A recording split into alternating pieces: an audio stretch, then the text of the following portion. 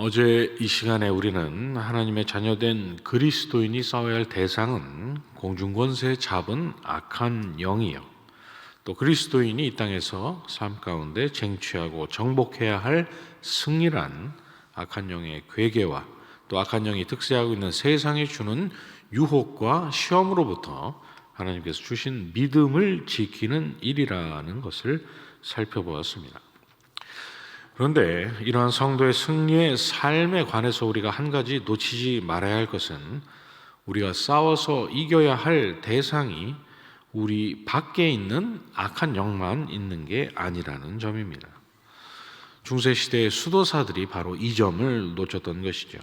악하고 혼탁한 세상을 등지고 외면하고 그렇게 산으로 들어가서 살면 악한 영의 괴계로부터 그들이 자유로울 줄 알았지만, 자기들과 함께 산으로 같이 들어온 자기들 속에 있는 육신의 본성을 그들이 간과했던 것입니다.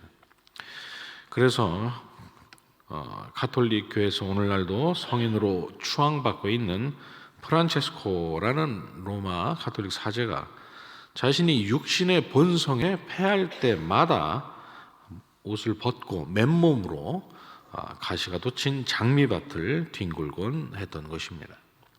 그러나 골로새서 2장에서 이런 것들은 자의적 숭배와 겸손과 몸을 괴롭게 하는 데는 지혜 있는 모양이나 오직 육체에 따르는 것을 금하는 데는 조금도 유익이 없느니라고 말씀하고 있는 것처럼, 장미가시 때문에 피를 철철 흘린다고 해서 그 속에 있는 육신의 본성이 사라질 리가 있었겠습니까?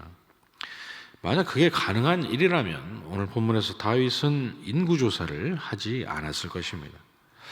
바세바를 범한 일로 이후 아들들의 죽음과 또 아들이 아버지의 아내를 겁탈하는 폐륜과 아들이 아버지의 왕위를 찬탈하려는 폐역, 그리고 틈만 나면 다윗을 배반하려고 벌떼처럼 일어났던 이스라엘 사람들의 반역을 다윗이 줄줄이 겪으면서 그때마다 무슨 생각을 했겠습니까? 맨몸으로 가시밭을 뒹구는 그런 것과는 비교할 수 없는 극심한 고통 가운데서 그가 내가 다시는 지난날과 같은 죄를 범하지 않으리라고, 욥기 31장에서 내가 내 눈과 약속하였나니 어찌 처녀에게 주목하랴라고 했던 욥처럼 이제는 다른 어떠한 여인에게도 눈길을 주지 않으리라, 오직 하나님만 바라보고 하나님만 섬기리라고 그가 다짐하고 또 다짐하지 않았겠습니까? 그런데 그토록 다짐했을 것이 분명한 다윗이 교만한 마음으로 하나님의 군대가 마치 자기의 군대인 양 별다른 목적도 없이 하나님께서 시키지도 않으신, 하나님 앞에서 또 다윗 앞에서 늘 신실하지 못했던 군대 장관 요압도 하나님께서 원하시지 않으시는 그런 일인 줄 알았던 그 일을 하는 어처구니 없는 실수를 다윗이 범했던 것입니다. 그저 눈만 감고 여인만 쳐다보지 않고 살면 될 줄 알았는데, 자기가 어디로 가든지 자기와 늘 함께 동행하는 하나님처럼 영광받기를 원하고 하나님 없이도 능히 살 수 있다고 여기고, 하나님께서 주신 것을 자기가 자기 능력으로 자기 얻은 자기 것처럼 생각하는 태초에 아담으로부터 물려받은 그 교만한 영에 다윗이 그만 패배하고 말았던 것입니다. 그러나 이는 저와 여러분의 슬픔이기도 하지 않습니까?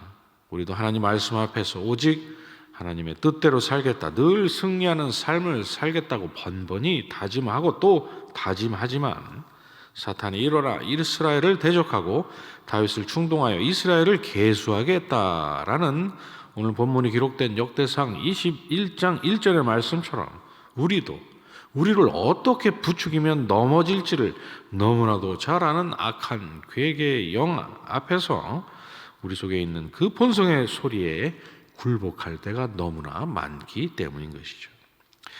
그래서 오늘의 또 다른 날투인 누가복음 9장에서 우리 주님께서 아무든지 나를 따라오려거든 자기를 부인하고 날마다 제 십자가를 지고 나를 따를 것이니라고, 또 손에 쟁기를 잡고 뒤를 돌아보는 자는 하나님의 나라에 합당하지 아니하니라고 말씀하신 것입니다. 하나님의 뜻대로 또 주님의 제자대로 살고픈 우리의 마음은 간절한데, 우리 속에 있는 악한 육신의 본성이 번번이 그런 우리의 발목을 잡고 놓지를 않기 때문인 것입니다. 그런데 더욱 서글픈 문제가 무엇입니까?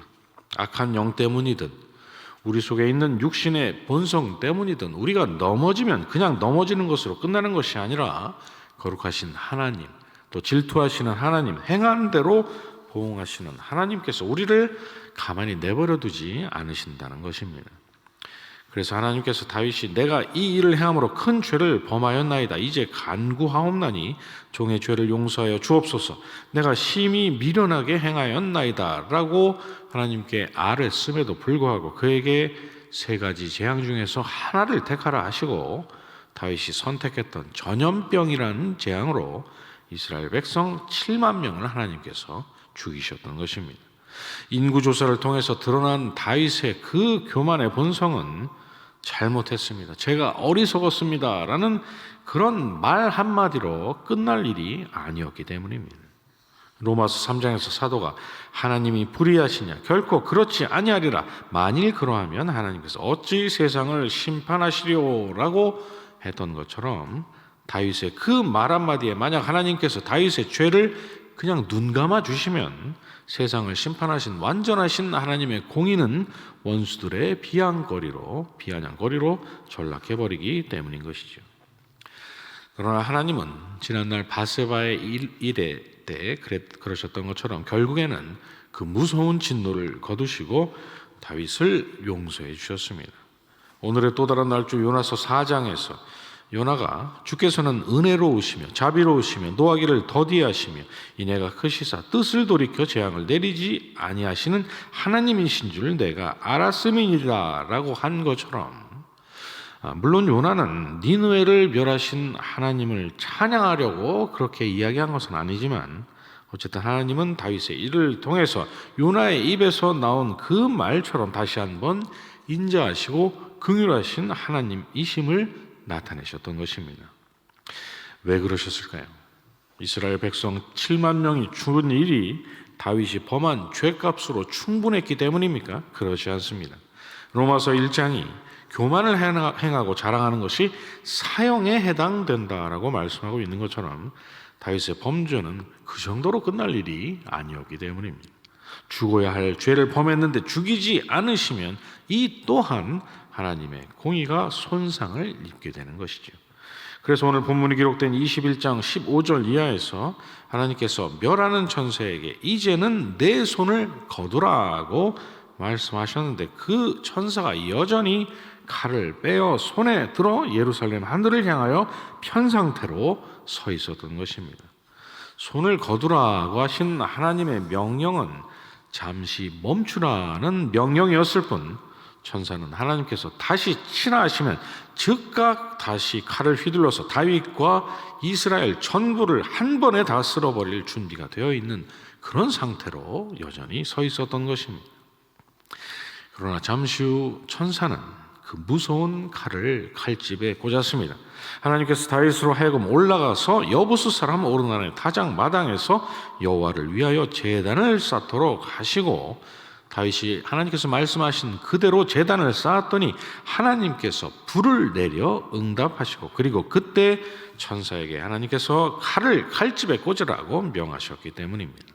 바로 이것이 하나님께서 다윗과 이스라엘에게 재앙을 내리셨을지언정 그들을 멸하시지는 않으셨던 이유였던 것이죠.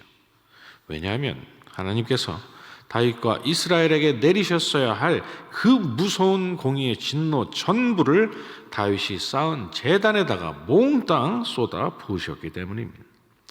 다윗과 이스라엘에게 내리신 그 재앙을 거두실 분명한 이유가 하나님께 생기게 된 것입니다. 다윗과 이스라엘 향하신 하나님의 자비하심과 인자하심은 공의를 외면하신 밑도 끝도 없는 그런 혜택이 아니라 특혜가 아니라 대속의 제물의 죽음으로 죄값 전부가 치러진 그래서 하나님의 그 어미하신 공의가 완전하게 만족된 어느 누구도 입을 열어 이유를 제기할 수 없는 정당한 처사셨던 것입니다. 그래서 오늘의 또 다른 날주 베드로전서 2장이 모든 악독과 모든 기만과 외식과 시기와 모든 비방하는 말을 버리라고 하면서 사람에게 버림받으었으나 하나님께는 택하심을 입은 보배로운 산돌이신 예수께 나아가 너희도 산돌같이 신령한 집으로 세워지고 예수 그리스도로 말미암아 하나님이 기쁘시게 받으실 신령한 제사를 드릴 거룩한 제사장이 되라고 말했던 것입니다. 바로 이것이 우리 기독교가 세상 종교와 도덕과 윤리와 다른 점인 것이죠. 세상의 가르침은 모든 악독과 모든 기만과 외식과 시기와 모든 비방하는 말을 버리라는 말만 하지 그 다음이 없습니다. 악독과 기만과 외식을 버리라고, 마음을 다스리고 죄를 범하지 말라라는 말만 하지 악한 영의 괴계와 육신의 본성 때문에 그러지 못했을 때 일어나는 그 무서운 결과가 무엇인지, 어떻게 하면 그 무서운 결과에서 벗어날 수 있는지, 어떻게 하면 실패했던 그 일을 다시 성공으로 바꿀 수 있는지에 대해서는 절대 말해주지 않는 것이죠. 왜냐하면 모르기 때문입니다. 하나님께서 모든 인생들에게 남겨주신 마음의 법인 그 양심 때문에 뭐가 좋고 뭐가 나쁜지만 알 뿐, 그것보다 더 중차대한 나머지 것들, 알지 못하면 큰일 날 일들에 대해서는 그들이 전혀 알지 못하기 때문인 것이죠. 그러니 그들은, 세상은 모르는 걸 알고 있는 저와 여러분은 얼마나 복된 사람들입니까? 허물의 사함을 받고 자신의 죄가 가려진 자는 복이 있도다. 여호와는 긍휼이 많으시고 은혜로우시고 노하기를 더디하시고 인자하심이 풍부하시도다. 자주 경책하지 아니하시며 노를 영원히 품지 아니하시리로다. 우리의 죄를 따라 우리를 처벌하지는 아니하시며 우리의 죄악을 따라 우리에게 그대로 갚지는 아니하셨다라고 했던 다윗의 고백처럼 우리가 받아야 할 하나님의 진노 전부를 우리 대신 받아주신 우리 주님의 공로가 늘 승리하면서 살고픈 마음은 간절하지만 그렇지 못한 우리를 향하신 하나님의 무서운 진노를 깨닫게 하시고 다시 하나님의 품으로 돌아오게 하시는 사랑하시는 하나님의 아버지의 회초리로 번번이 바뀌는 기적을 우리가 누리고 있기 때문입니다. 성령께서 입혀주신 이 땅에서 모든 시험을 이기시고 하나님께 완전하게 순종하셨던 우리 주님의 그 의의 옷이 우리의 완전치 못한 순종을 완전하게, 우리의 끊임없는 패배와 실패를 승리와 성공으로 끊임없이 바꿔주는 그 복을 누리고 있는데 우리가 어찌 복된 사람이 아니겠습니까? 그분 때문에 멸망하는 자들에게는 행한 대로 가차없이 보응하실 하나님의 그 가공할 공의가 저와 여러분에게는 자비하시고 노하기를 더디하시며 행한 그대로는 갚지 않으시는 인자하신 아버지의 은혜로 바꿔주셨으니 말입니다. 그래서 우리가 그 앞에 있는 기쁨을 위하여 십자가를 참으사 부끄러움을 개의치 아니하시더니 하나님 보좌 우편에 앉으신 믿음의 주요 온전케 하시는 이이신 예수를 바라보며 살아야 하는 것입니다. 내가 너로 큰 민족을 이루고 내가 복을 주어 내 이름을 창대케 하리니 너는 복의 근원이 될지라. 내 씨로 말미암아 천하 만민이 복을 받으리라고 아브라함에게 주셨던 그 복된 하나님의 약속처럼 예수 그리스도, 바로 그분이 저와 여러분이 누리게 된 이 놀라운 복의 근원이시기 때문입니다. 이 복된 진리를 늘 기억하시면서 주님 없이는 이 땅에서 단 한순간도 살 수 없음을 고백하시는 진정한 그리스도인의 매일의 삶을 살아가시는 저와 여러분 되시기를 간절히 소원합니다.